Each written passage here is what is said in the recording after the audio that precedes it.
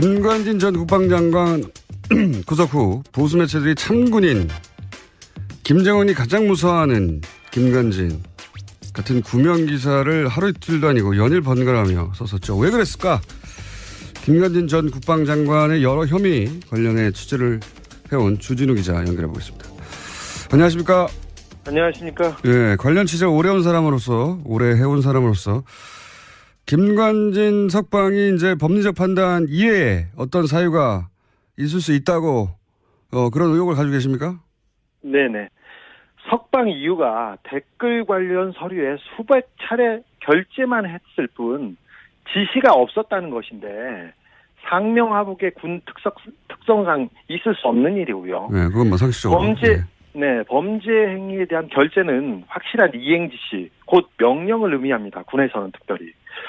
양승태 대법원장의 오른팔, 그러니까 신광열 형사수석부장판사가 직접, 이분 정말 막후 실력자입니다. 이분이 직접 커밍아웃을 해야 할 만큼 법원은 안팎에서 다급하고 긴박하게 움직였습니다. 안팎에서 다급하고 긴박했다는 건 어떤 사정입니까? 구체적으로?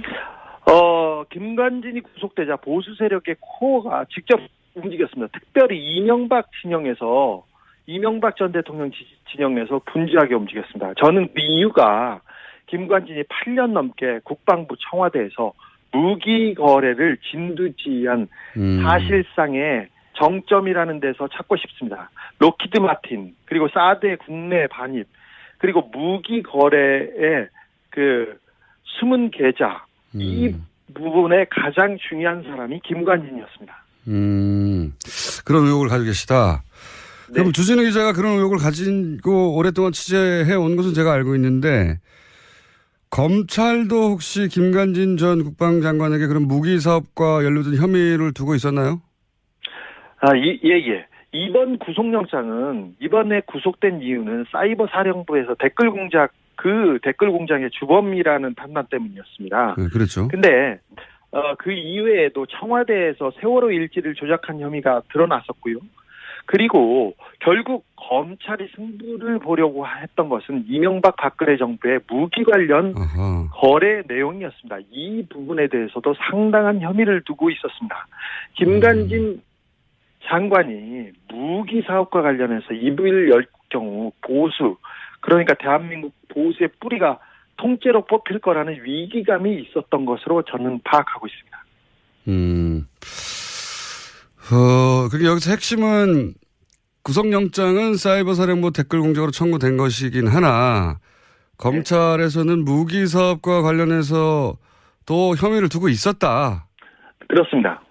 이게 이제 검찰 쪽에 그런 판단이 있었다고 하는데 미국 쪽에도 이런 취재를 주진우 기자가 오랫동안 해왔지 않습니까? 미국 쪽에서도 혹시 들은 이야기는 없습니까?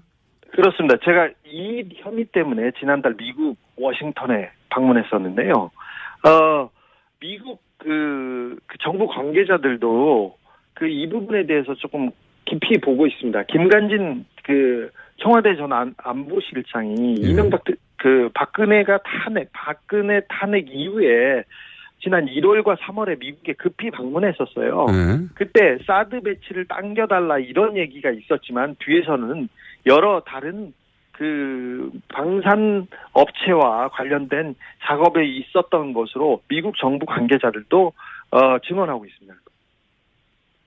그러니까 사드를 신속히 배치해달라고 갔지만 그렇다면 그 결정은 미국의 정부 관계자가 하는 일인데 네. 정부 관계자만 만난 게 아니라 방산업체 관계자들과도 따로 만났다. 예. 그래서 방산업체 관계자들과의 만남에 대해서 미국에서도 기본적으로 들여다보고 있다. 관계 당국들이. 네. 김관진 전 장관을 어느 업체와 특별히 록히드 마틴과 특별히 결탁된 사람으로 보고 있었습니다. 미국에서도. 예. 국내에서도 그런 얘기는 많이 나왔습니다만 확실한 물증이 없다 보니까 이제 그런 의혹만 여기저기서 제기되고 말았는데 미국에서도 그런 혐의를 두고 있다. 네. 김관진 장관이 워싱턴에 머물렀을 때 록히드하고 그때 결탁된 것으로 그리고 여러 가지 한 2년 정도 가족과 함께 머물렀죠. 네, 그렇습니다. 그래서 그때 만났다. 가족과 그 김관진 장관의 그 뒤를 봐주고 여러 가지 친밀한 관계에 있다는 것은 뭐 명확한 것 같습니다. 알겠습니다. 미국에서도 그런 혐의를 두고 관계 당국이 들여다보고 검찰도 그런 의혹을 가지고 있다. 그래서 이 무기 사업 8년이나 핵심 요직이 있었으니까 이명박 박근혜 정부 시절 특히 이명박 정부 시절에 요직 인사들이 김관진 전 장관의 구속을 굉장히 불안하게 바라봤고 그리고 움직임이 있었다. 이렇게 파악하고 계신 거죠? 예. 이명박 정부 시절부터 그러면 무기 사업에 관여를 했다고 했는데 무기 사업 말고 이명박 정부 시절에 어떤 역할을 한 겁니까? 김관진 장관이? 사실 김관진 장관이 노무현 정부 때는 전시작전권 환수만큼은 확실하게 자기가 하겠다 이러면서 큰 소리 치고 다녔어요. 그런데 이명박 정부 들어서 국방부 장관이 되자마자 갑자기 바뀝니다. 그래서 예비군 훈련 사격장에 김정일, 김일성 사진을 막 걸어놓고 거기를 관역으로 삼아서 막 사격을 하라고 하는 식으로 하고 도발하기 시작합니다. 그리고 강경 발언을 마구 쏟아냈습니다. 그런데 이때 참군인 하지만 참 정치군인의 길을 걷기 시작했다고 저는 봐요. 근데 이때 가장 김관진 장관이 신경 썼던 부분이 북한 부분이 아니었고, 기무사와 사이버 사령부를 동원해서 민간인 사찰을 하고 댓글 공작을 하는, 그러니까 정치적인 길을 걷는 것에 가장 큰 공을 들였어요. 그래서 낙곰수를 종북방송으로 규정하고 사찰당하고 공격했고 저희들 그랬었습니다. 근데 이분이 가장 큰 일을 했던 것은 뭐냐면 2012년 대선 때 서울고 동문 원세훈 전 국정원장하고 이렇게 짝을 이뤄서 대선에 본격적으로 개입했습니다. 군을 동원해서. 원세훈 국정원장과 서울고 동문이에요? 네, 그렇습니다. 재밌는 그래서 얘기네. 네, 국정원장하고 국방부 장관이 세트가 돼가지고 불법 대선 개입 이 부분에 대해서 가장 큰 역할을 했습니다. 그래서 이게 가장 큰 범죄 행위라고 보고 있습니다. 그러면 박근혜 정부에서도 계속 요직에 동용됐던 건 어떤 연유입니까? 아니, 대선에서 박근혜 당선에 1등 공신을 했지 않습니까? 그래서 일단 기본적으로 점수를 땄겠죠. 군인을 동원해서 직접 대선 개입에 나섰습니까? 그런데 사실 이 부분은 진짜 메가더가 오더라도 대선 개입을 했다면 구속되는 게 맞습니다. 그런데 당연하죠. 이 부분은 이명박 정부 당시에 김관진 장관은 김용판 전 서울청장과 더불어서 박근혜 문고리 4인방, 그러니까 지금 문제가 구속된 전원과 그리고 이춘상 씨하고 직접 소통한 거의 몇 안 되는 인물이었어요. 아, 그래요? 김관진 장관은 정윤회를 형님으로 모시는 유일한 사람이라고 정윤회가 형님으로 모시는 유일한 사람이라고 정유라가 증언하기로 했었죠. 그러니까 정유라 씨의 증언에 따르면 정윤회 씨가 형님으로 모시는 분이 김관진 전 장관이고, 그렇다는 얘기는 사실은 문고리 그때 당시에는 4인방이죠. 이춘상 씨 보좌관. 네, 그렇습니다. 돌아가시기 전이니까 문고리 4인방과 직접 소통했던 사람이다. 네, 직접 소통한 몇 안 되는 사람입니다. 자, 김용판 청장 얘기가 나와서 그러는데, 네. 김용판 전 서울청장이 국정원대권 은폐 관련해서 대법원 무죄를 받았잖아요. 근데 어제 갑자기 그 수사 라인 압수수색을 검찰이 했어요. 이 압수수색이 방금 이야기한 내용과 관련이 있습니까? 그렇습니다. 박근혜 정부 하에서도 국정원 대선 개입 의혹을 수사했습니다. 근데 당시에 그러니까 대선 개입하고 그다음 발표 이런 부분이기 때문에 수사선상에 김용판 전 서울청장이 올랐었는데, 당연히 올랐는데. 그때 청와대에서 압력이 굉장히 거셌습니다. 그리고 보수 진영에서도 마찬가지고. 그런데 어느 정도였냐면은 원세훈 전 국정원장은 잡아가도 구속해도 되는데 김용판만은 안 된다고 굉장히 거세게 막아섰습니다.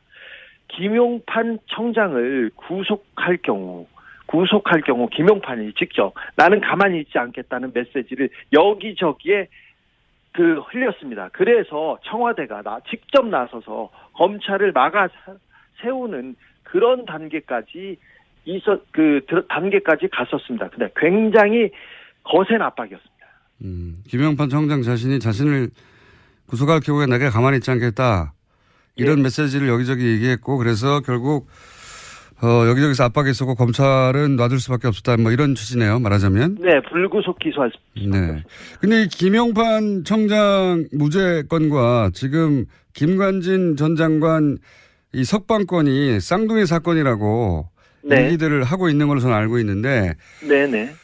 그랬다는 얘기는 김관진 전 청장이 지금 뭐 보수 매체에서 보도되기로는 자기는 구속 적부심 하지 않으려고 했는데 하도 권유해가지고 할 수 없이 했다. 뭐 상관인 자기가 혼자 나갈 수 없다고 거절한 것을 뭐 이런 식으로 굉장히 미화되고 있는데 그러면 김관진 전 청장도 뭐랄까요 자신의 구명을 위해서 이런저런 얘기를 했다. 뭐 이런 정보가 있습니까? 그렇습니다. 김관진 전 청장이 구속적부심 청구를 반대했다는 그 TV조선이나 조선 쪽에 그 보도가 있었는데 정반대였습니다. 정반대. 김관진 전 장관이 자신을 가만히 이렇게 둘 경우, 그 안에 둘 경우 가만히 있지 않겠다는 메시지가 강하게 전달된 것으로 그런 소문이 그쪽에서는 났었습니다. 사실 조선일보하고 중앙일보가 나서서 사설과 기사를 연일 김관진이 구속되면 김정은만 좋아할 일이라고 대서특필하지 않았습니까? 계속했죠. 동아일보까지. 네. 네, 그렇습니다. 김관진을 그 모함받아 그 옥에 끌려가는 이순신으로 거의 승격하기도 했는데 이거 말도 안 됩니다. 그 참군인 김정은이 무서워하는 군인 이런 이미지는 사실 군 사이버사에서 김관진이 직접 만들었던 일들이에요. 말들이고 자신을 우상하기 위해서 포스터 만들고 쇼 벌이고 이거 조선일보가 다시 얘기하고 아니 세상에 어떻게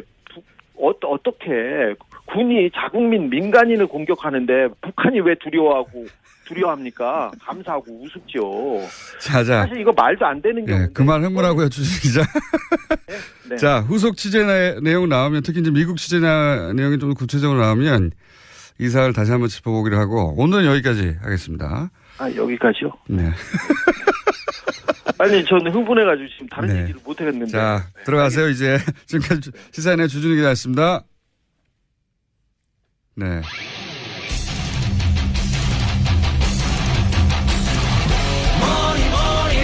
네. 시사인의 주준희 기자였습니다. 인사했는데 인사도 안 할 거라 버렸네요. 예. 자, 오늘 코너가 많습니다. 급합니다. 프란다스의 개주. 예, 안홍구 전 청장님 나왔습니다. 안녕하십니까. 예, 안녕하십니까. 시간이 짧기 때문에 네. 바쁘게 달려보겠습니다. 여러 가지 사건이 많이 일어나고 있습니다. 예, 지금. 그렇습니다. 가만히 있질 않네요. 저쪽도 당연히. 그렇습니다. 가만히 있질 않고. 우리가 설마 하는 수준으로 생각하면 안 될 것 같아요. 반성을 제가 또 한번 했습니다. 설마는 없다고 제가 스스로 말하면서도 이게 어떻게 될까 싶었는데 그게 되네요. 항상 생각하는 상상 이상입니다. 보니까. 자, 플랜더스 개. 이게 이제 드디어 오픈됐나요? 어떻습니까? 예, 지금 홈페이지가 내주 수요일입니다. 수요일이고. 기다리다 목이 다 빠지겠어요. 예, 그리고 일단 이게 주식 평가가 돼야 되거든요. 예. 주식 평가가 돼서 이제 캔코에서 경매에 이제 그 공매에 내놓아야지 저희들이 살 수 있기 때문에 일단 그 사이에 지금 계속 준비를 하고 있는 중입니다. 아니 그렇다 하더라도 예. 지금 이제 막 이렇게 기다리다가 예. 이번 주 되겠지 하다가 지쳐가는 분들을 위해서 빨리 해 주시고요. 자, 오늘 주제는 시간이 7분밖에 안 남았네요. 자, 오늘 주제는 다스를 승계하고 있다. 예. 그런 얘기 이제 단편적으로 우리가 몇 가지 얘기했는데 유형별로 싹 정리하셨다면서요. 예, 유형별로 정리를 했는데 아마 그걸 이야기하면 오늘 아마 시간이 절대적으로 부족할 것 같고요.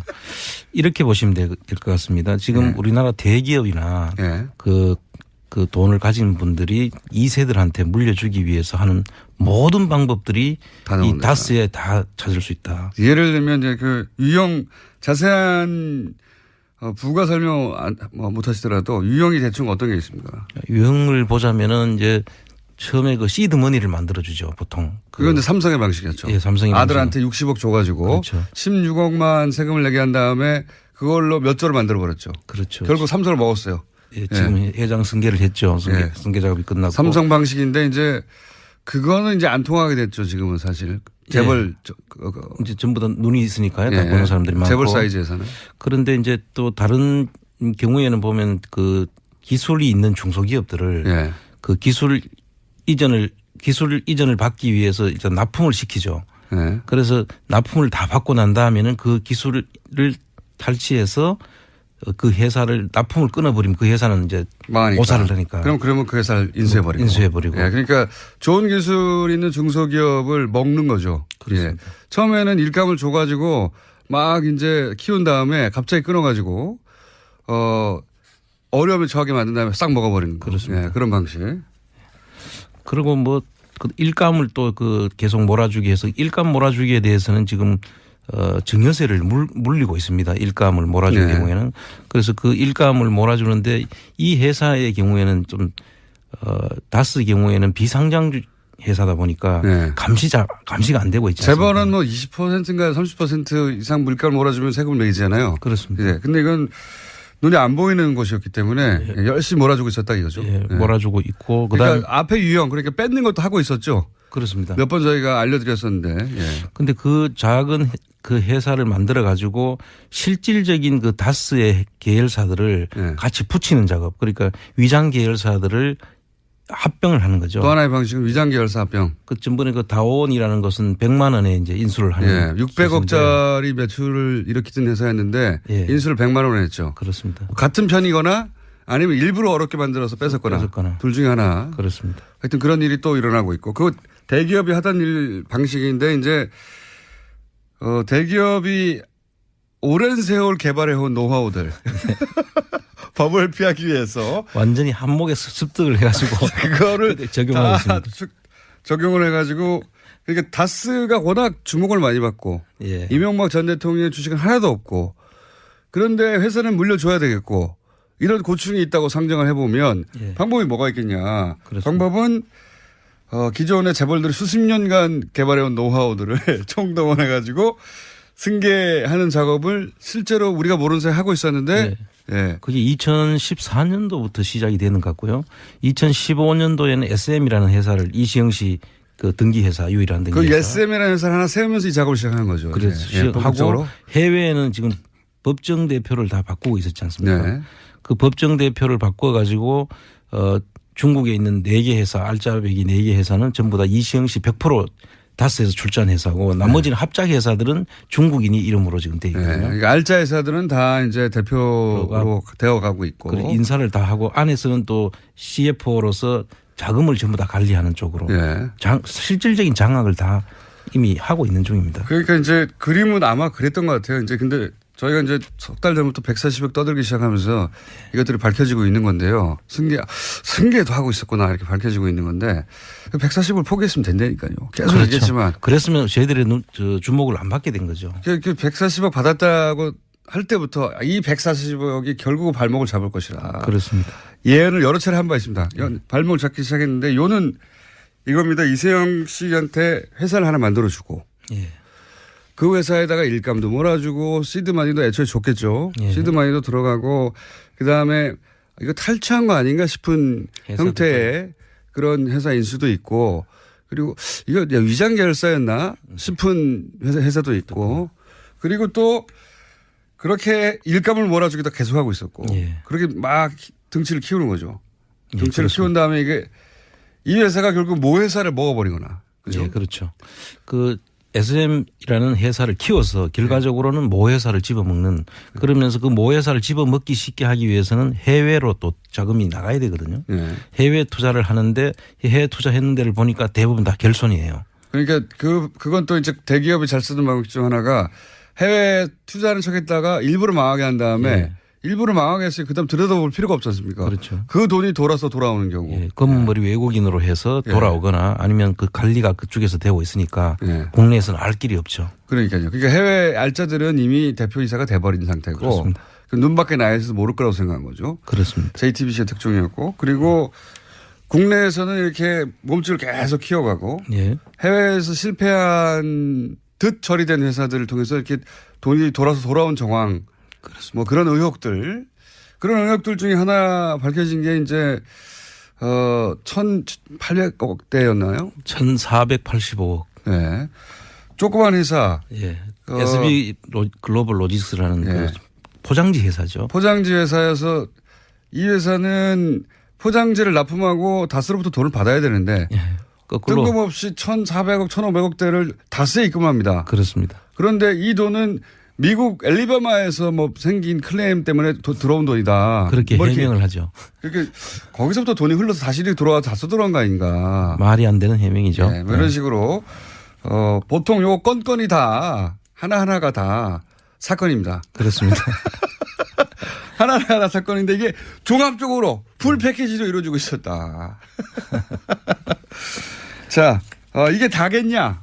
그렇습니다. 앞으로도 계속 나올 것 같은데요. 예. 지금 나오는 대로 저희들이 다 소개를 해드리고 왜 이렇게 했느냐 그러면 박근혜 정부에서 이루어지는 사건들이거든요. 이게 그 박근혜 정부를 너무 지나면은 좀 문제가 생길 수 있다고 생각해서 그렇죠. 보수 정권 하에서까지는 보호가 되는데 네.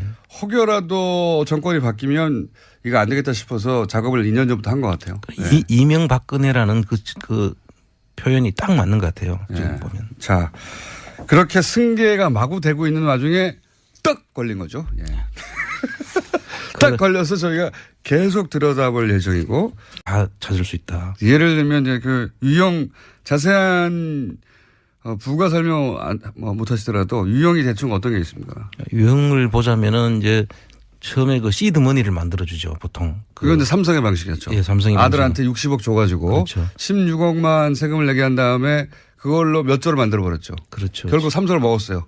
예, 지금 회장 승계를 했죠. 승계 작업이 끝났고. 삼성 방식인데 이제 그거는 이제 안 통하게 됐죠. 지금은 사실. 재벌. 이제 전부 다 눈이 있으니까요. 다 보는 사람들이 많고. 재벌 사이즈에서는. 그런데 이제 또 다른 경우에는 보면 그 기술이 있는 중소기업들을 그 기술 이전을 받기 위해서 일단 납품을 시키죠. 그래서 납품을 다 받고 난 다음에는 그 기술을 탈취해서 그 회사를 납품을 끊어버리면 그 회사는 이제 망하니까. 오사를 하니까. 그러면 그 회사를 인수해버리고. 인수해버리고. 예, 그러니까 좋은 기술 있는 중소기업을 먹는 거죠. 그렇습니다. 예. 처음에는 일감을 줘가지고 막 이제 키운 다음에 갑자기 끊어가지고 어려움에 처하게 만든 다음에 싹 먹어버리는 거. 그렇습니다. 예, 그런 방식.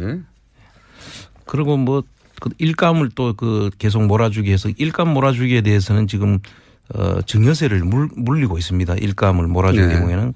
그래서 그 일감을 몰아주는데 이 회사의 경우에는 좀 다스 경우에는 비상장 회사다 보니까 감시가 안 되고 있지 않습니까? 재벌은 뭐 20%인가 30% 이상 물가를 몰아주면 세금을 매기잖아요. 그렇습니다. 예. 근데 이건 눈에 안 보이는 곳이었기 때문에 열심히 몰아주고 있었다 이거죠. 예, 몰아주고 있고 그러니까 앞에 유형 그러니까 뺏는 것도 하고 있었죠. 그렇습니다. 몇 번 저희가 알려드렸었는데. 그런데 그 작은 그 회사를 만들어 가지고 실질적인 그 다스의 계열사들을 같이 붙이는 작업. 그러니까 위장 계열사들을 합병을 하는 거죠. 또 하나의 방식은 위장 계열사 합병. 그 전번에 그 다온이라는 것은 100만 원에 이제 인수를 하는. 600억짜리 매출을 일으키던 회사였는데 인수를 100만 원에 했죠. 그렇습니다. 같은 편이거나 아니면 일부러 어렵게 만들어서 뺏었거나. 둘 중에 하나. 그렇습니다. 하여튼 그런 일이 또 일어나고 있고 그 대기업이 하던 일 방식인데 이제 대기업이 오랜 세월 개발해온 노하우들. 법을 피하기 위해서. 완전히 한목에 습득을 해가지고. 그거를 적용하고 있습니다. 적용을 해가지고 그러니까 다스가 워낙 주목을 많이 받고 이명박 전 대통령의 주식은 하나도 없고 그런데 회사는 물려줘야 되겠고 이런 고충이 있다고 상정을 해보면 방법이 뭐가 있겠냐. 그렇습니다. 방법은 기존의 재벌들이 수십 년간 개발해온 노하우들을 총동원해가지고 승계하는 작업을 실제로 우리가 모르는 사이에 하고 있었는데 그게 2014년도부터 시작이 되는 것 같고요. 2015년도에는 SM이라는 회사를 이시영 씨 그 등기회사 유일한 등기회사. 그 SM이라는 회사를 하나 세우면서 이 작업을 시작하는 거죠. 그렇죠. 하고 해외에는 지금 법정 대표를 다 바꾸고 있었지 않습니까?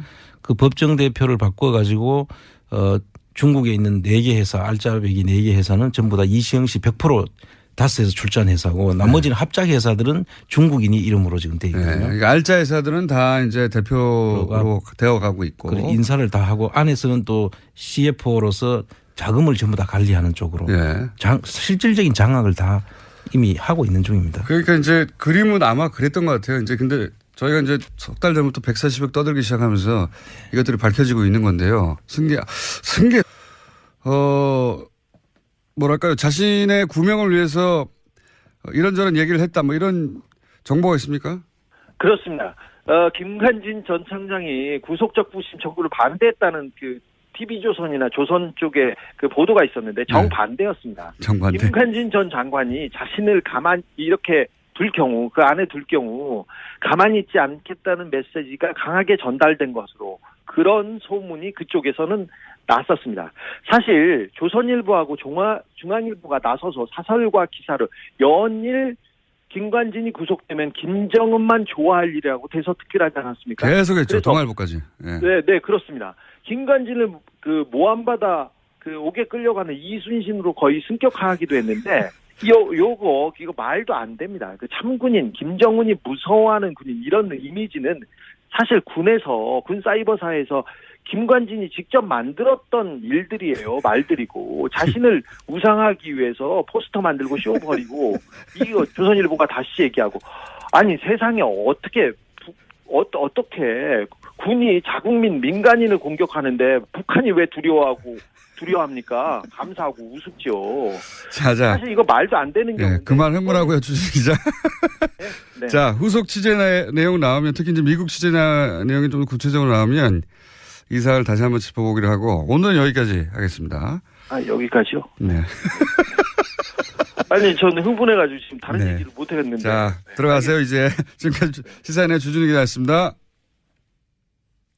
네.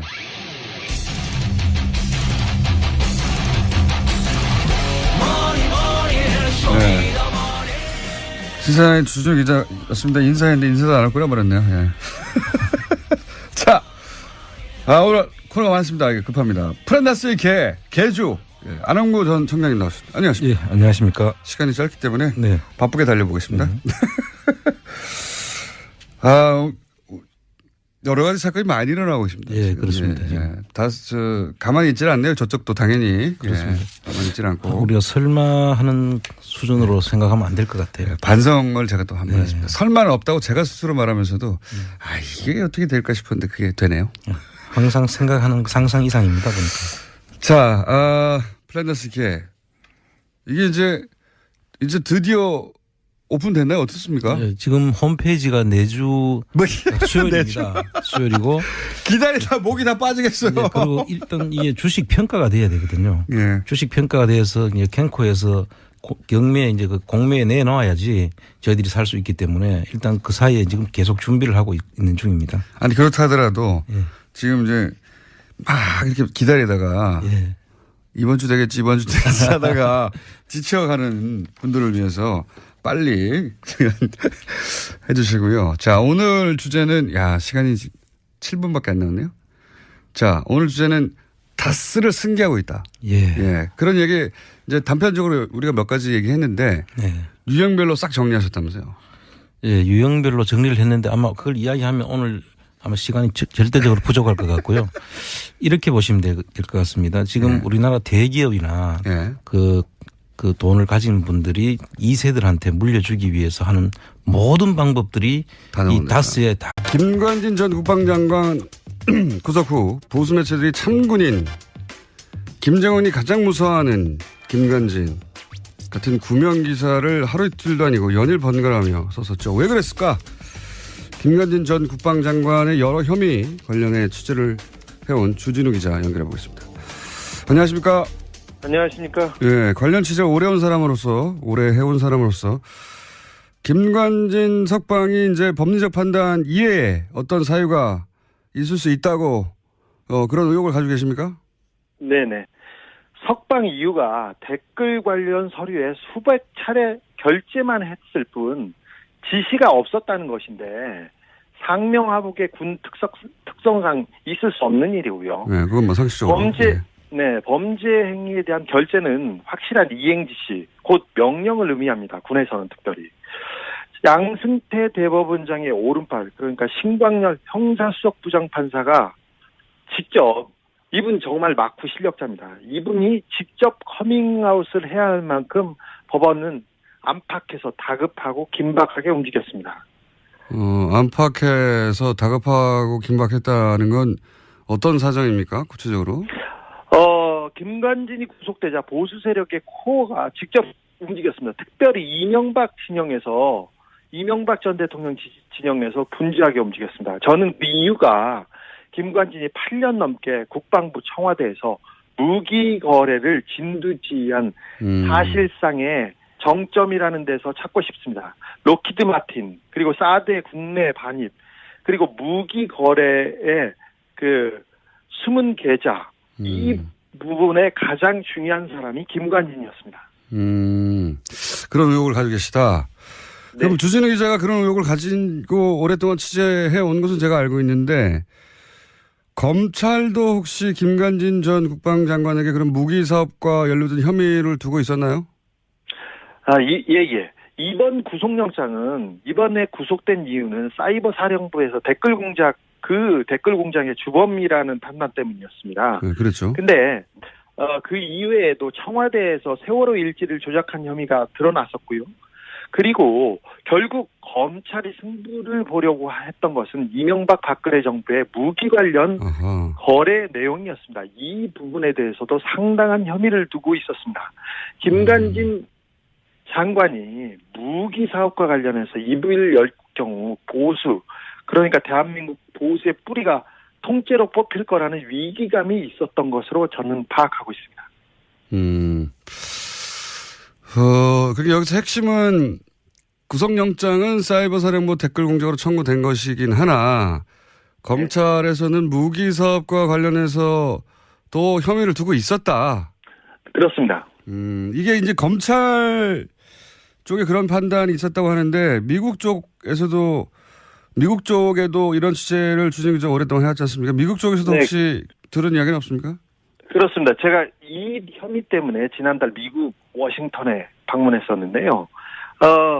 미국 그 정부 관계자들도 이 부분에 대해서 조금 깊이 보고 있습니다. 김관진 청와대 전 안보실장이 이명박 박근혜가 탄핵 불법 대선 개입 이 부분에 대해서 가장 큰 역할을 했습니다. 그래서 이게 가장 큰 범죄 행위라고 보고 있습니다. 그러면 박근혜 정부에서도 계속 요직에 동용됐던 건 어떤 연유입니까? 아니, 대선에서 박근혜 당선에 1등 공신을 했지 않습니까? 그래서 일단 기본적으로 점수를 땄겠죠. 군인을 동원해서 직접 대선 개입에 나섰습니까? 그런데 사실 이 부분은 진짜 메가더가 오더라도 대선 개입을 했다면 구속되는 게 맞습니다. 그런데 당연하죠. 이 부분은 이명박 정부 당시에 김관진 장관은 김용판 전 서울청장과 더불어서 박근혜 문고리 4인방, 그러니까 지금 문제가 구속된 전원과 그리고 이춘상 씨하고 직접 소통한 거의 몇 안 되는 인물이었어요. 아, 그래요? 김관진 장관은 정윤회를 형님으로 모시는 유일한 사람이라고 정윤회가 형님으로 모시는 유일한 사람이라고 정유라가 증언하기로 했었죠. 그러니까 정유라 씨의 증언에 따르면 정윤회 씨가 형님으로 모시는 분이 김관진 전 장관이고, 그렇다는 얘기는 사실은 문고리 그때 당시에는 4인방이죠. 이춘상 씨 보좌관. 네, 그렇습니다. 돌아가시기 전이니까 문고리 4인방과 직접 소통했던 사람이다. 네, 직접 소통한 몇 안 되는 사람입니다. 자, 김용판 청장 얘기가 나와서 그러는데, 네. 김용판 전 서울청장이 국정원대권 은폐 관련해서 대법원 무죄를 받았잖아요. 근데 어제 갑자기 그 수사 라인 압수수색을 검찰이 했어요. 이 압수수색이 방금 이야기한 내용과 관련이 있습니까? 그렇습니다. 박근혜 정부 하에서도 국정원 대선 개입 의혹을 수사했습니다. 근데 당시에 그러니까 대선 개입하고 그다음 발표 이런 부분이 있기 때문에 수사선상에 김용판 전 서울청장이 올랐었는데, 당연히 올랐는데. 그때 청와대에서 압력이 굉장히 거셌습니다. 그리고 보수 진영에서도 마찬가지고. 그런데 어느 정도였냐면은 원세훈 전 국정원장은 잡아가도 구속해도 되는데 김용판만은 안 된다고 굉장히 거세게 막아섰습니다. 김용판 청장을 구속할 경우 김용판이 직접 나는 가만히 있지 않겠다는 메시지를 여기저기에 흘렸습니다. 그래서 청와대가 직접 나서서 검찰을 막아 세우는 그런 단계까지 단계까지 갔었습니다. 근데 굉장히 거센 압박이었습니다. 김용판 청장 자신을 구속할 경우에 내가 가만히 있지 않겠다. 이런 메시지를 여기저기 얘기했고 그래서 결국 여기저기서 압박이 있었고 검찰은 놔둘 수밖에 없었다. 뭐 이런 취지네요. 말하자면. 네. 불구속 기소할 수밖에 없었습니다. 네. 근데 이 김용판 청장 무죄 건과 지금 김관진 전 장관 이 석방건이 쌍둥이 사건이라고 네. 얘기들을 하고 있는 걸로 저는 알고 있는데. 네네. 그랬다는 얘기는 김관진 전 청장이 지금 뭐 보수 매체에서 보도되기로는 자기는 구속 적부심 하지 않으려고 했는데 하도 권유해가지고 할 수 없이 했다. 뭐 상관인 자기가 혼자 나갈 수 없다고 거절한 것을 뭐 이런 식으로 굉장히 미화되고 있는데 그러면 김관진 전 청장도 박근혜 탄핵 이후에 지난 1월과 3월에 미국에 급히 방문했었어요. 네. 그때 사드 배치를 당겨달라 이런 얘기가 있었지만 뒤에서는 여러 다른 방산 업체와 관련된 작업에 있었던 것으로 미국 정부 관계자들도 증언하고 있습니다. 그러니까 사드를 신속히 배치해달라고 갔지만 그렇다면 그 결정은 미국의 정부 관계자가 하는 일인데 네. 정부 관계자만 만난 게 아니라 방산업체 관계자들과도 따로 만났다. 예. 예. 그래서 방산업체 관계자들과의 만남에 대해서 미국에서도 기본적으로 들여다보고 있다. 예, 관계 당국들이. 네. 김관진 전 장관을 어느 업체와 특별히 로키드 마틴과 특별히 결탁된 사람으로 보고 있었습니다. 미국에서도. 예. 예. 국내에서도 그런 얘기는 많이 나왔습니다만 확실한 물증이 없다 보니까 이제 그런 의혹만 여기저기서 제기되고 말았는데 미국에서도 그런 혐의를 두고 있다. 네. 김관진 장관이 워싱턴에 머물렀을 때 로키드하고 그때 결탁된 것으로 그리고 여러 가지 한 2년 정도 가족과 함께 머물렀죠. 네, 그렇습니다. 그래서 그때 만났다. 가족과 김관진 장관의 뒤를 봐주고 여러 가지 친밀한 관계에 있다는 것은 뭐 명확한 것 같습니다.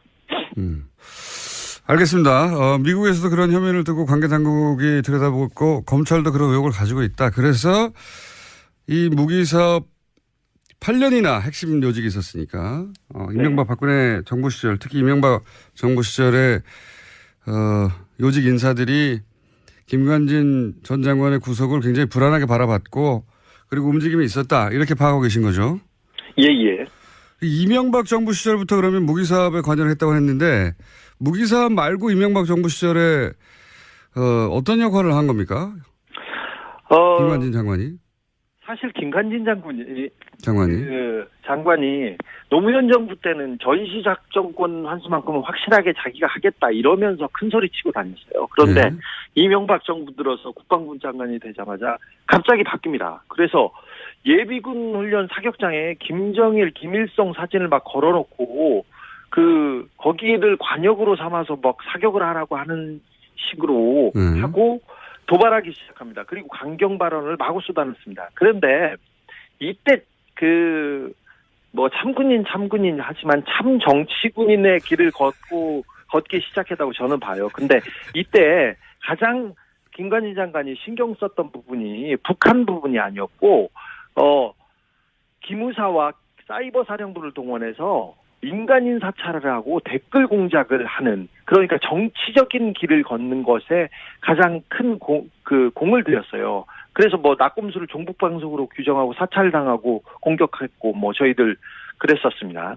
근데 이분이 가장 큰 일을 했던 것은 뭐냐면 2012년 대선 때 서울고 동문 원세훈 전 국정원장하고 이렇게 짝을 이뤄서 대선에 본격적으로 개입했습니다. 군을 동원해서. 원세훈 국정원장과 서울고 동문이에요?